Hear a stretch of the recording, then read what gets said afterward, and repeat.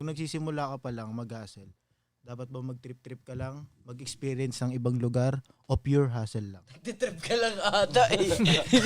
Nagtitrip ka lang ata. Ina mo, dadami mo. Hindi, huwag ka na mag-trip.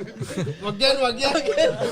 Pinagtitripan mo lang ata. Ang sagot dyan, balance lang. Alangan naman, puro trip ka, alangan puro hustle ka. Siyempre, Pero para sa balance. tingin ko kung nagsisimula ka, kailangan mo din mag-connect eh. Kailangan Kailangan mo din talagang lumabas eh. Talagang mag-trip.